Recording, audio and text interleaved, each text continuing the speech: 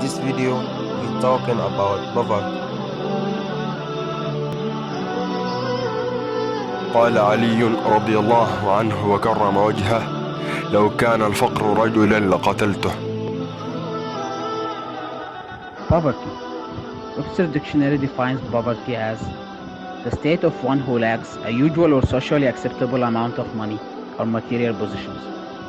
In general, we can say it's a state of a human being exclusion from material basic needs gratification. It is represented in the following: reduction of food consumption qualitatively and quantitatively. What causes diseases directly, like anemia, or indirectly by making the immune system weak and unable to resist viral and bacterial attacks. It also prevents children from developing physically and mentally. Unavailability of housing and clothes. Housing and clothing are considered as basic human needs, the lack of which create instability among many other physical, psychological, and social issues. All the studies showed a direct correlation between homelessness and crime. Difficulty of gaining potable water. Nearly 1 billion people today do not have access to clean water. That is the equivalent of 1 in 8 people on the planet. 6 to 8 million people die annually from water-related diseases, and these horrifying figures reflect the severity of the water shortage problem. Poor health status and lack of education. One of the most notable impacts of poverty, which leads to many other social diseases such as child labor and organ market. In conclusion, poverty is an exclusion from obtaining basic goods and other physical assets, and it leads to an inability of facing diseases, disabilities, and leads to unemployment. Poverty can be a reason to join armed groups and militias, and for many minors who join such groups, it's nothing but more than a secure meal. And many parents offering their kids to join these groups, they see it as a chance for them to have a shelter. On the other hand, segregation between racial, ethnic, and religious groups is another force catalyzing feuds in large scales, including entire families and children of various ages. When a child witnesses the death or humiliation of his father, or living to see his sister being raped, they might decide to join a militant group out of the desire to seek revenge. Also, many parents provoke their kids to endure the lifestyle of a so-called warrior of justice, what is received well by teenagers eager to have a heroic death.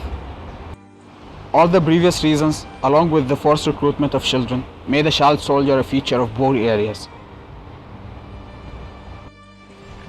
One might ask, but why children? Well, children are an economically efficient choice.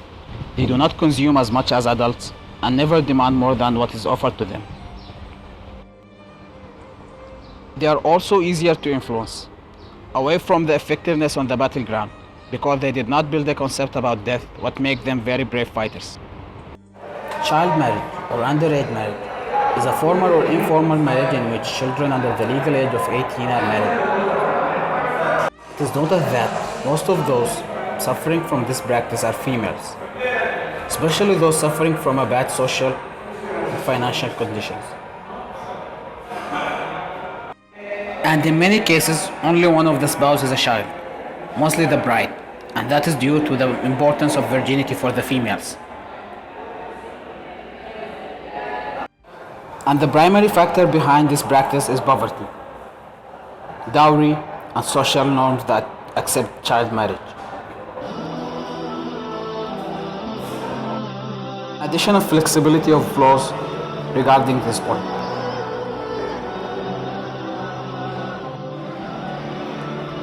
Other factors contributing to child marriage are pressures, be it religious or social. And education, and the fact that working women are still not an acceptable thing in society. It's worth to note that this practice is still very common, especially in less developed rural areas. That is why we can still see it in Africa, South Asia, Southeast Asia, and South America. The top 5 countries for marriage under the age of 18 are Niger, Chad, Mali, Bangladesh, and Guinea. And top 3 countries with percentage of 20% for children married under the age of 15 are Niger, Bangladesh, and Guinea.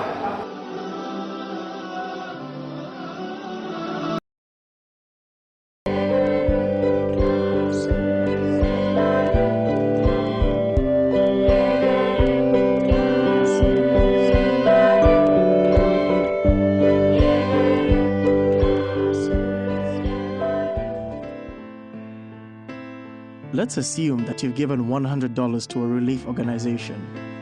If we follow that money to Africa, we see that it is used for food, medical supplies, and possibly education. Granted, the money will do some good and it will help some people, but there is one problem. That money is essentially gone within days.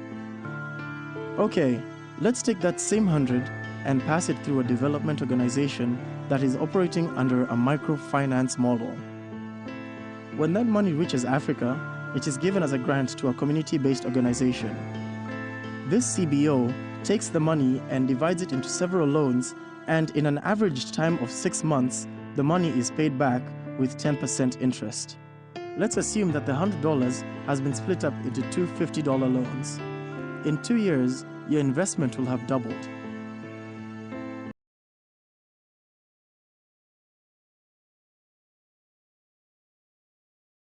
دي عائلة عمنا عبد الستار. عمنا عبد الستار ساكن هو ومعه زوجته مستورة وأمه الضريرة وأم زوجته وأخته، وعنده طفلين ولد وبنت. عمنا عبد الستار عنده مزرعة وكارو، بينقل محاصيله للسوق بالكارو بتاعه، وفي نفس الوقت يشتغل بالكارو بتاعه ترحيل لناس القرية. مستورة زوجة عمنا عبد الستار بتساعده في الزراعة، وأخته تعمل فراشة في مدرسة. عمنا عبد الستار بياخد احتياجاته من سيد الدكان بالدين، وبسدد دينه بعد ما بيع محصوله. عمنا عبد الستار باع المحصول للتاجر وقبض ثمنه. عمنا عبد الستار أمه توفت، فصرف كل قروش المحصول في العزاء. وكانت مستورة زوجة عمنا عبد الستار على وشك الولادة، وفي نفس الوقت كان عرس أخته قد اقترب، فباع عمنا عبد الستار المزرعة ليتكفل بمصاريف ولادة زوجته وعرس أخته. نشب حريق في بيت أخته، مات على إثره زوجها وتركها أرملة تحمل طفلا رضيعا قد أصبح يتيما. فباع عمنا عبد الستار الكارو ليتكفل بمصاريف العزاء، ومن ثم رعاية أخته وطفلها. ومع مرور الزمن أصبح عمنا عبد الستار وزوجته مستورة وأخته يعملون في مزرعتهم السابقة بالأجرة فقط ليتكفلوا بمصاريف دراسة أبنائهم.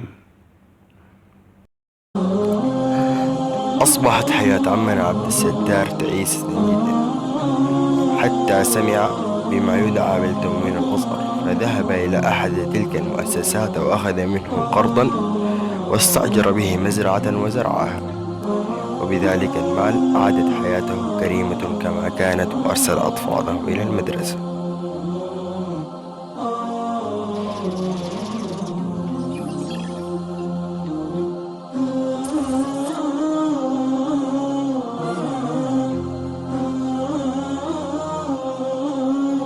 By the words of the late Nelson Mandela, poverty is not an accident, like slavery and apartheid.